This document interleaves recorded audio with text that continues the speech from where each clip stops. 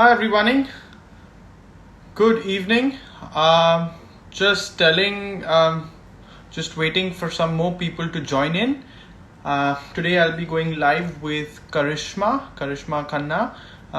Just waiting for some more people to actually join in. We do have a few people, and I believe that there'll be more people also joining in. Welcome to this second episode of the first edition of That's What They Said. Today we are going to be talking to Karishma Khanna. She runs. I'm just going to accept her, and I believe that we will be ready to roll right away. Yes, we're just waiting for her to also join in. And Hi, yes, hi Karam. how's it going? Good, good. Where's your drink? My drink is right here. Just want to say cheers. Cheers. We had planned this gin tonic where I think we'll have a good chat to talk about for the next 30 to 40 minutes. Let's try and cover a little bit about your journey, a little bit about everything that you have in store that we plan for some of our viewers. Absolutely. Excited. I Fantastic. just hope by the end of it I know what I'm talking. That's a strong gin. That's what exactly happened to us yesterday when I had my beer and I'm like, okay, now I think this is the time to be the live because we've had too much of the beer anyway. Anyway, so I'm just gonna quickly start off by giving a brief introduction about Karishma. Karishma has been my last few years, um, but one specific incident, I believe, we had gone out and we came back to Karishma's old house in Bantam. I had a couple of my friends also with me, and as soon as we finished spending a good 6-8 hours where we were eating and we were drinking alcohol, we were doing some shisha, and then as soon as we stepped down, my friend came and told me that Sharang, whenever I get married, I will get married to a girl just like Karishma. So I think that is the biggest good that Thank I you. and one of your lines that you had mentioned in your social media post, you had mentioned to a couple of people saying that opening your wardrobe should make you like entering your favorite store where you don't know what you not want, right? You want that you want your wardrobe to be your personal brand. So that's something that we're going to talk about a lot more today, and we're going to try and see how how you come up with this, where did everything happen, and so I'm not going to start talking about my thought goals. I want to first get the viewers to know a little more about you. Where did you grow up? Where did you study? You worked at a media company before. Tell us something about that. Um, could what was your upbringing like? Okay, so I went to a boarding school at the age of 6. So when I was in class in the first standard, I went to a boarding school. And I have been in a boarding school for all my school years. That is from the first standard to the 12th standard. So from a very early age, I started doing things myself. But I'm not saying that's because of boarding school, because there are a lot of kids who went to boarding school with me who haven't turned out anything like me. But it also has something to do with the influence of my mother in my life, because she's been a super, super organized person. And I mean, I can, like, if I can think of some early childhood memories, it was like when I think I was the age of 13, I was in the fifth or sixth standard, and we have to pack these big trunks to go to school so that you have your year supplies all stocked in there, and because you don't have mom dad in between. And my mother used to do my packing for me, and when I used to get to school, I used to not know where things are because she did the packing. So when I was in the fifth or sixth standard, 13 years old, I told her, listen, stop packing my bag. I want to pack it myself. Because when I would pack it myself, then I would know where everything is. And it would not be a trigger to miss home when you can't find something. So I think I'm a bit of a control freak. So then I went on to, of course, I passed out from there. And then I went on to, I studied in Jehind and I got a job at media.net. I was there for 6 years, and even though I liked it, and there was so much, honestly, that I learned from that job, which I still apply in what I'm doing today. But all along, I knew that it doesn't spark joy. I knew it doesn't speak to me. I didn't do it from my heart. I did it because it was the thing to do, you know? What did you get anything out of your 6 years at media.net? Did I get anything? You know, I got my husband from there. I'm actually fishing for an answer. What did you gain out of your I'm 6 years? telling you, I got my husband from media.net, your friend. Okay, fantastic. So I think that's where he had asked me to actually get that. He rigged this one, didn't he? Yeah, he did. He did text me that separately to ask you. So you got married and moved into a new house, and I know this matter of fact that it was just a piece of land. It was Yeah. just a flat. Everything had to be bought in. Everything had to be taken care of. Was that your eureka moment to say that, you know what, I'm doing it myself? Maybe this could be what I could do for the other. No, actually, it wasn't. Right after I got married, there was a friend of mine, a cousin actually, who shared a trailer of the Marie Kondo the Netflix series with me. And she was like, "Oh my God, Karishma, this is you. You have to do this," because I always had the organizing bone in my body. But that was really not the point.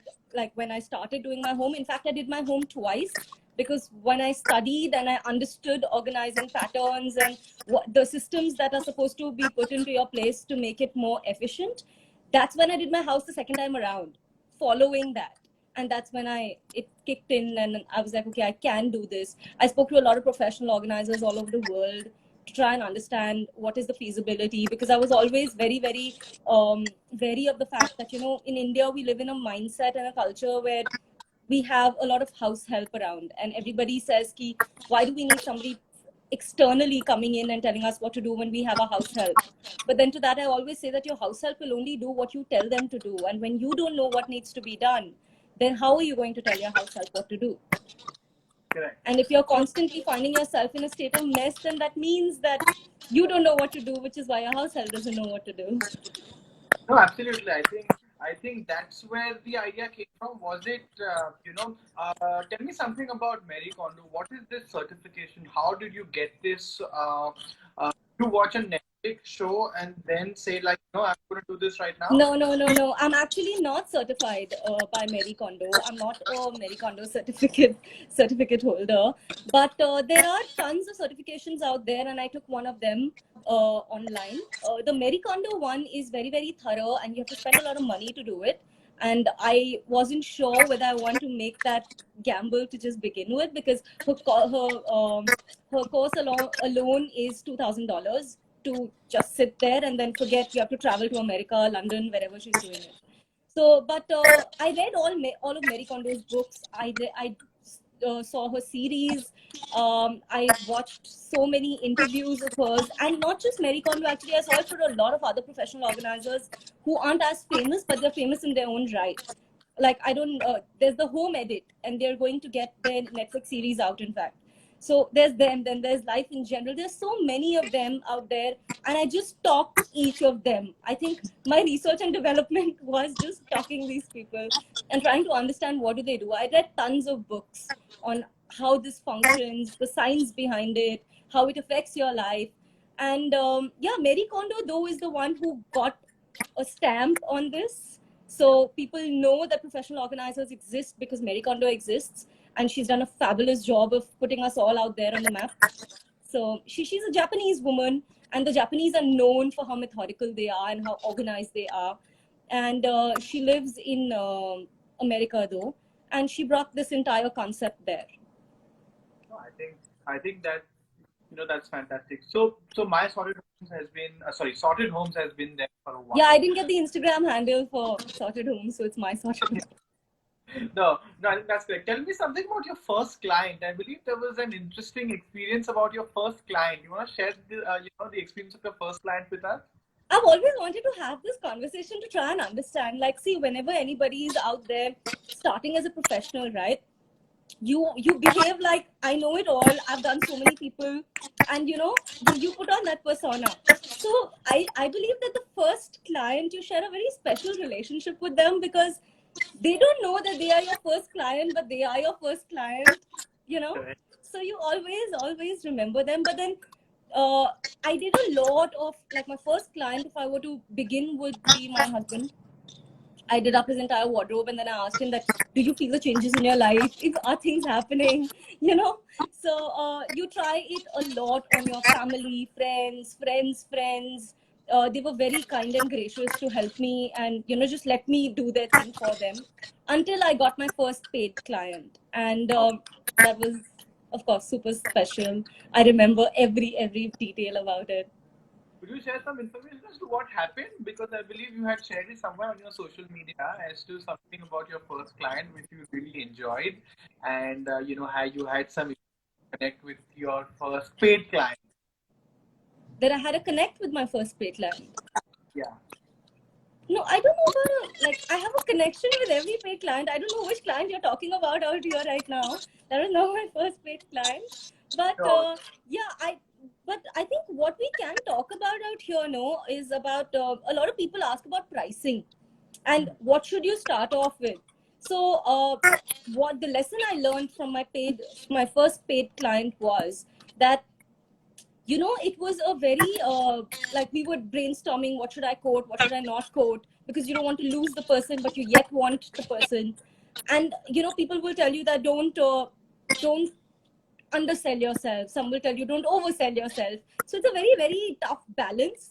And to anybody out there who probably wants to start off and is wondering what should that first pricing be, I would say you do what you need to do at that time, right? Like, I knew that I needed that client at that time. It was for my confidence, it was for my morale, it was for everything that I believed in, and I couldn't let that client go.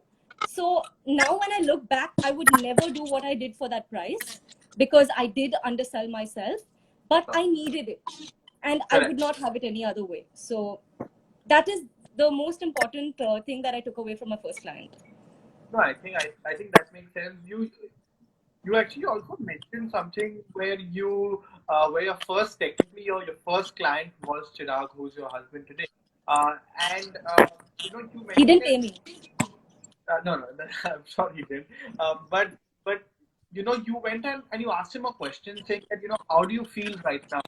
How do you Yeah. feel after you about is organized? And you know I totally believe the fact that cluttered mind, cluttered space is a cluttered mind. So what are the benefits of organizing? You know way better than all of us as to if I do my cupboard today, how am I going to feel better? Okay, so there's another thing that's actually very close to my heart. When I got into this field also, um, everybody who runs an office knows that everything needs to be particular, spick and span. You need to know every file. You run the office for efficiency, right? Uh, I don't understand why people don't run their homes for efficiency. Why Hmm. are our homes places that are just there? Like, we live so often to just survive, and not, why do people not live well more often? Like, your home is that place which is your sanctuary, it is your haven. You feel the most comfortable and the most relaxed in that place. So if a particular thing can take you 2 seconds to do, why should you spend 15 seconds to do it? For example, you want to look for a pair of socks, you want that white pair of socks, and my husband normally always wants that particular thing, right? So why should you have to spend half a minute or even a minute just scouting for that one pair of socks? Whereas if you actually have everything organized in the ways that professional organizers tell you to organize, you're going to spend 2 seconds. 2 seconds as per half a minute. That saves so much time, and that gives you so much more time to probably spend half a minute extra with your mother while having breakfast. So it's a culmination of all that. That is why it's so important to be organized, because it gives you time to do the things you really want in life. You don't want to spend your life looking for socks. You don't want to spend your life looking for that pair of jeans. You want to spend your life with the things that actually matter: conversations with people, time at home, relaxation. So you need time for that. So I think that's a That's a very good insight that that actually comes up with it. But once you say all these things, you have another story to it, saying that we live in a city like Mumbai. You know, Hmm. Mumbai is known to have houses are small comparatively. Things are large.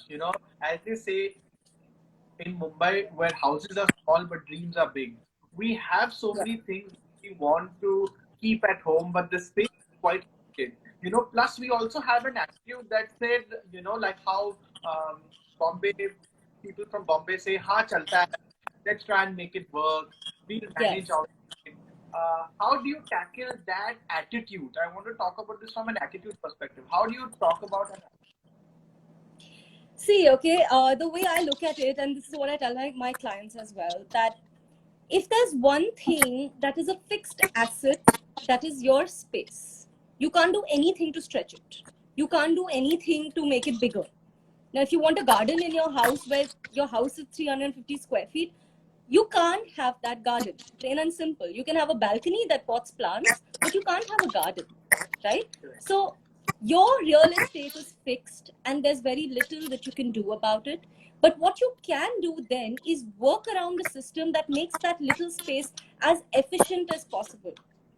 So, first and foremost, if you have a small space, why must you have three cupboards that are full of clothes? Whereas you only turn to one cupboard that actually you wear clothes out of. So, the first step to anybody living in a small space, and that is to all Mumbaikars really, is that ask yourself a very genuine question that how much of what I own do I really use? And anything that you own that you don't use is clutter, is things that you don't need. So you need to set your priorities right. You need to be very sure of what actually means something to you in life, to make it a part of your space, to make it a part of your energy, because your home has energy. And all the stuff that you put in it actually accounts for that energy. So if you're putting things that you're not touching for years on end, that's all blocked energy out there. No, I think that makes sense, and I'm just reading some of the comments that are also coming in. It says that Indian clothes take up three cupboards, because guys, at weddings and all these things, which happen annually, maybe Right. once in a, you know, and plus also, a lot of women, without sounding rude, a lot of women don't want to repeat what they have worn, often. I don't think Hmm. like that, bother about that. How it's still more space. It's still more space. It's still heavy, Yeah. and we don't keep it properly. But I think this advice that you've given uh, would help people to actually think about what is actually important. And one other thing that people like me face is that we have been part of organizations and road track clubs for that matter in the past. We've Yeah. got t-shirts, we've got trophies, and we've got merchandise that are emotional connections. Oh You know, God. we've I got know Chirag has tons of them. exactly. We will not use it. I Yes. will not use a trophy. Sentimental. I have won so many years back. I Yeah. don't. I can't even fit into that t-shirt anymore. Yeah. But still, the concept of it being near my eyes or around me makes me feel happy. So Right. how have you tackled Chirag? How have you tackled sentimental values of people? So the only thing I say about sentimental values, items that have sentimental value, is that if it means so much to you, then be kind to it and don't box it up and forget about it. You can't say I'm attached to a trophy if it is lying in a carton that is full of dust that you haven't seen in 2 to 3 to 10 years. And that is the truth. If something matters so much to you, then you make it look good, give it a cabinet, give it a little wall, give it some shelves, display it so that you actually see it for what it is every single day, because it sparks joy and makes you happy. But you can't say that a trophy makes you happy if it is lying somewhere in your cupboard and you're never looking at it. So sentimental items, if they mean something to you, display them. Display them with love so that you see them every single day. And if it is something that when you display and you're like, you know what, I actually don't want to see it, then just be thankful for the time you had it for and the memories it had. because that object in itself is not holding the memories for you. The memory you have of probably winning that trophy is in your mind, it's in your heart, it's never going to go away. That one trophy is not signifying that memory if you're not seeing that trophy. So I would just say pick your best. Pick the ones that you really want to see on a daily basis and keep them around. Keep them around so you see them. And this is with any sentimental item. And the ones that you are ready to let go of and yet to cherish the memories, don't feel guilty. You're not letting go of the memory, you're just letting go of that object. Correct. No, no, I think that makes a lot of sense. You know How what? many are you going to throw away now? I have a lot of things to throw away right now, and I believe a lot of us on this chat or listening to this live will have a lot of garbage or Yeah. a lot of things to dispose of, after this as well. But I don't live in a house that is owned by me. You know, Yeah. my mom and dad that take decisions on what needs to be wear. If a knife is at 83 degrees instead of 90 degrees, for the lack of Yeah.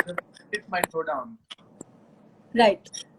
So, how do people, when they live in joint families, when the space is theirs but still not theirs, It's not theirs. Yeah. how So that? how do you tackle that? Yeah. So you have to begin with your stuff, Hmm. right? You can't have a cupboard that is full of mess. You can't have your personal spaces that are full of mess and go around telling other house members that, hey, you know what? I want this to be this way. Organizing is actually very, very contagious. So once you set your life in order and each of your space is in order, and people see the benefits that are coming to you because of it, it will slowly, slowly pass on. It may not be fast, but the thing is, you can't force anybody to live a certain way. Tomorrow, if you tell your mother that, Mom, I want the knife to be put here, she'll be like, you come into the kitchen once in a month. Who are you to tell me where the knife should be? Right? Hmm. So Right. the person who owns the space needs to decide how to run it. And once you run your space the best, then you can tell others that, hey, listen, I'm doing this for myself. Maybe you want to take a leaf out of my book. Okay. So just taking up some questions that are Yes. actually in here. What about old photographs? I know there is a possibility for you to digitize them, put them onto a Google Yeah, Drive. but then paper is paper, right? But then, yes. Yeah. I get it. I'm not a Kindle reader. Like, I like books. So I like to physically feel those books and I have a bookshelf and stuff. But with photographs, right? The thing is that not all photographs actually make. This is where the Marie Kondo method is actually very, very fantastic. She talks about keep anything that sparks joy to you. You know those multiple photographs that you take because just to get that one right shot? Hmm. Keep just that one right shot. Why are you keeping the rest? The rest was in process. You don't need that. Or our old photographs for that matter, keep them in albums. Keep them well, right? I mean, those old photographs, nobody would want to throw them, and I'm not even a fan of telling you to throw them. Keep them, but all I say is that keep them well. Maybe organize them in a way where, okay, these are all my school time photographs, these are all my college time photographs, so that if you ever want to go back down memory lane, you know exactly which album to go through instead of going through thousands of photographs and being, okay, I can't find that one that I really want to look at right now. So organize that in a better way and have a place in your house where all your albums are kept and you can actually turn to them whenever you want to with joy. No, I think that makes a lot of sense. What about, how can Shashank is asking, do you recommend we create a legend of a key for our places? Do you recommend we create what? Sorry, I'm trying to read that. Legend We, or key for our places? I'm not sure. I think he wants uh, to have it well segregated and labeled. Tell me about the Absolutely. Yeah. So labeling works very well, especially now when you talk about living with family members, etc. When you put labels, then you're actually demarcating places and being like, only electrical cords go into this drawer. So if somebody is tempted to put something else, they feel like they're doing something wrong because it's written, you know. yeah. So you should, if you are sharing places, I would definitely recommend labeling. But if you're not also living with somebody and labeling works for you, just seeing that in writing works for you, then you absolutely should. But the point is that everything should have a place, everything should have a home. Even a safety pin, if it's lying around, you should know I keep my safety pins in this drawer. It shouldn't be just keep it anywhere. No, actually. So I think that makes sense. So spring cleaning is scheduled to come up. Uh, Yeah. so, We have you lots know, of time. The lockdown is extended. correct. So uh, if if we are at home and things get better, let's say by Diwali, we'll have the Diwali cleaning coming up in India. Yes.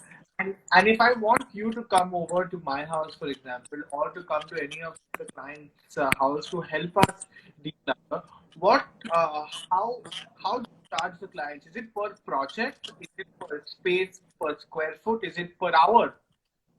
Right. So it's a very, very subjective thing. So when anybody asks me what are your prices, I always ask clients to send across pictures to me, to send across a couple of videos to me, or probably if I can make a visit, I make a visit to just see what the place is like.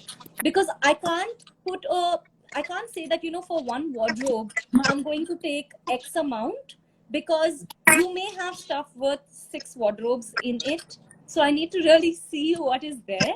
But to give a brief idea to people, my prices start at around 6,500 rupees a session. And a session would be anywhere between 3 to 4 hours that would go into, and I normally do a average size small cabinet in that much time. Or if you have a wardrobe of a minimalist, then 6,500. Fair enough. Kunal Yeah. is asking about expensive shoes, and Anushree is asking about books. Anushree has a whole library of books at her house, which Yeah. is consumed for her. So, how does she tackle exorbitant amount of books? Or like Kunal would be having some expensive shoes because they can't go in the same place as your normal shoes because if you Yeah. step on it or etc. Things will go down. So I'll address the books first and then get to the shoes.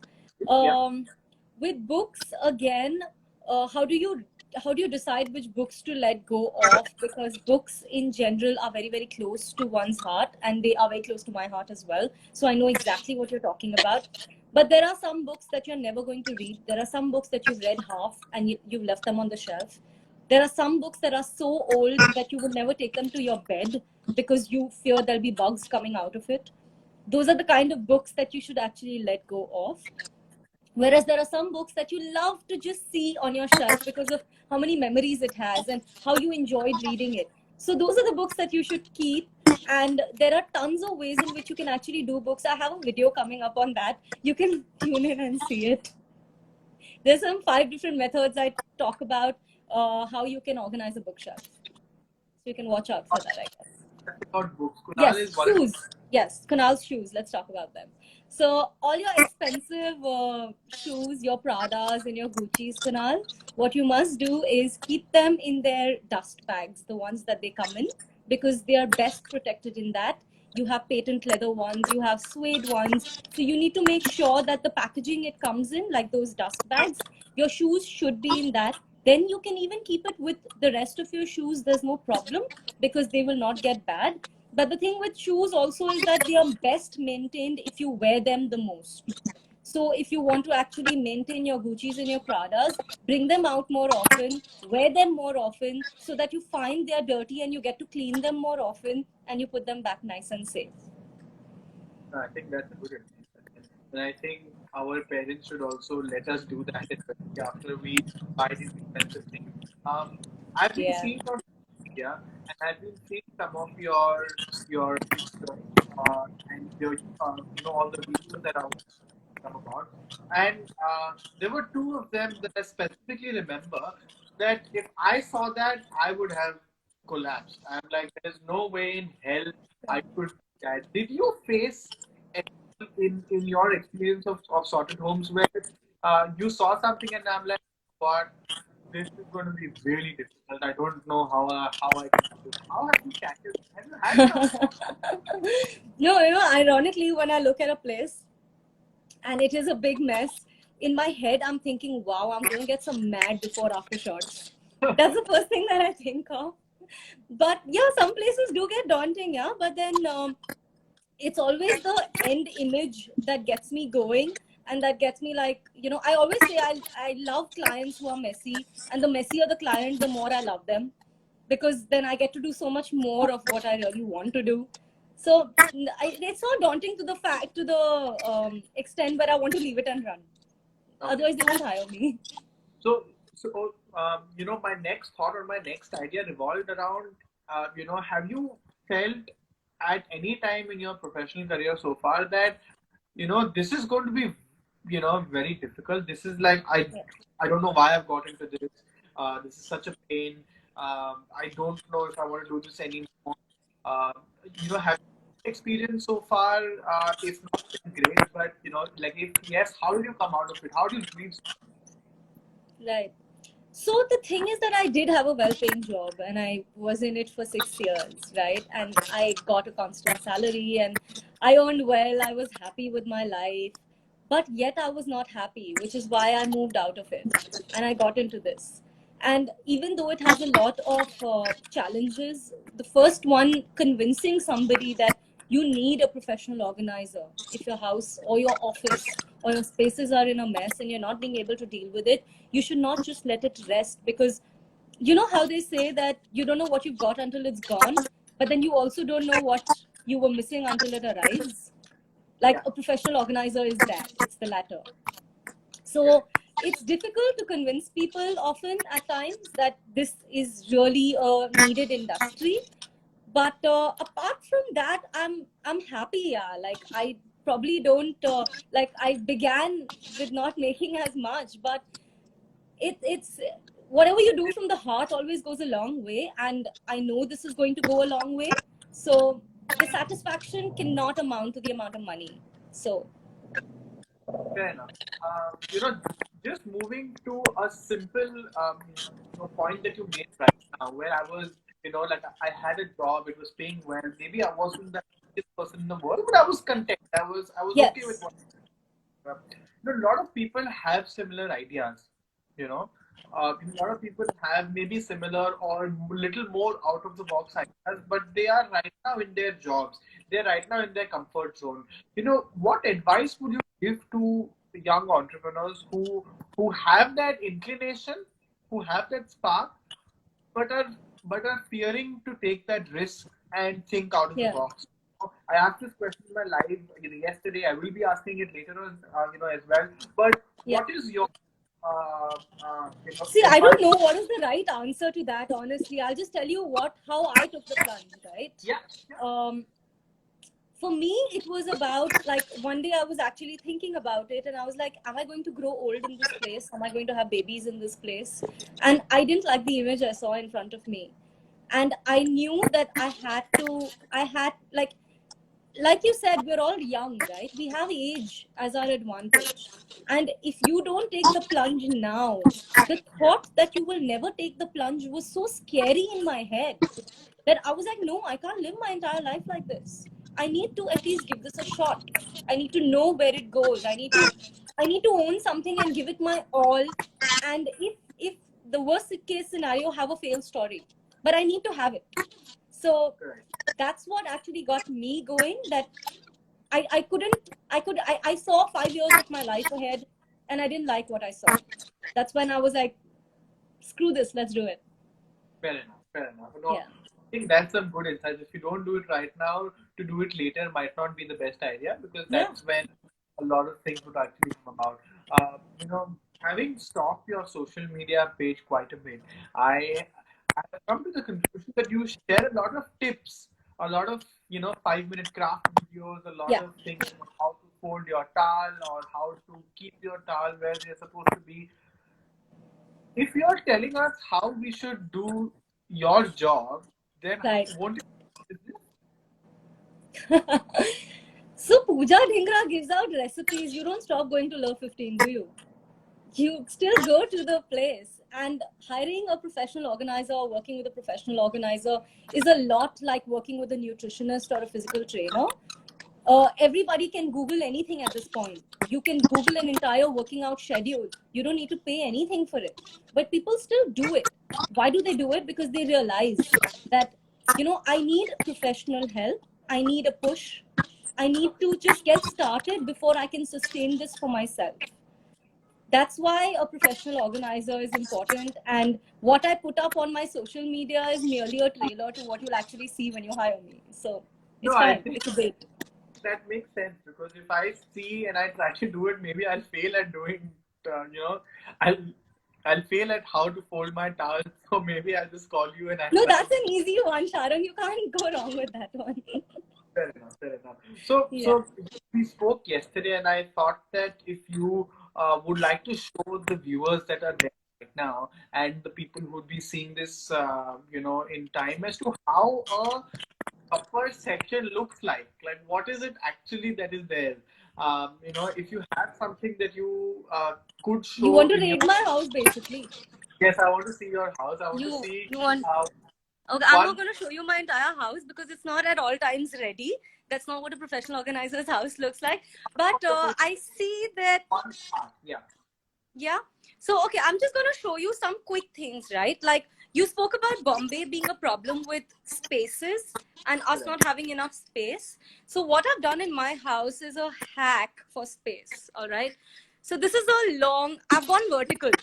You should never fail to go vertical. So right from the top to down, this is my vanity section. So I've given one basket to Chirag where all his things are. I've given one basket to myself where all my regular everyday stuff is. I've got these little kits for stuff that I don't access as often. I've got, okay, for the girls, I can show you, right? This is my makeup drawer. And I have no bought organizers. These are all boxes that I had from before that I've just reused. So these are all this is my eye makeup. These are all my palettes. This is all my foundation, etc., my blush. And when I lift this is all my lipsticks. And that's it. I don't have anything else. So you don't have to, there's another myth that uh, you have to buy a lot of stuff to be organized. You don't. You get a lot of freebies. Just use them and be as creative with them as you can. No, I think that was perfect. I believe that you've shown us a taste of what it is like to also have stuff organized. So thank you so much. I think we've spent the best part of about 40 minutes already, about 38 odd minutes. So thank you so much for doing this, Karishma. Thank you for having me. I think you have really spoken a lot about what we must do with our lives. Um, a lot of people are already quite motivated to get stuff done, and if they fail to do so, maybe you're going to get some business, with this time. So, thank you so much for joining in, Karishma. It was an absolute pleasure to spend a drink through this Cheers. quarantine as well. Yeah. Cheers once again. And I hope that you are keeping safe and keeping well, and you are doing taking care of yourself and your husband, who does need some taking care of as well, which who also happens to be my next guest. So yeah, so Chirag's going to come in next week, and I believe you'll be tuning in and you'll be complimenting him as well. So thank you so much to all the viewers who also joined in. Thank you so much, Karishma. You've done an absolute fantastic job. So thank you for coming in, Thank you. and Thank you. Thank you guys for joining us. and obviously we'll have some weekends together, and we'll have a great time once this thing all Yeah. gets back. Thanks so much, Karishma. Goodbye. Bye bye. Bye bye. See you.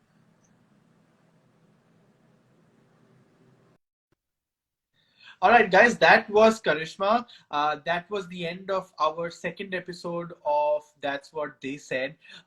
We'd be now taking a day's break, and now we'll be resuming on Tuesday. And on Tuesday, we've got the co founder of Bohiko, which is Bombay Hemp Company, who also happens to be a very, very good friend of mine. His name is Chirag Tekchandani. He is scheduled to come in at 7 p.m. on Tuesday. So please put your alarms, put your reminders, etc. Tune in at 7 p.m. on Sunday. I really hope you like this session. Please do message me if any feedback, and I'll be happy to actually organize that. Thanks so much, once again for joining in, and have a good rest of the Sunday. Bye bye.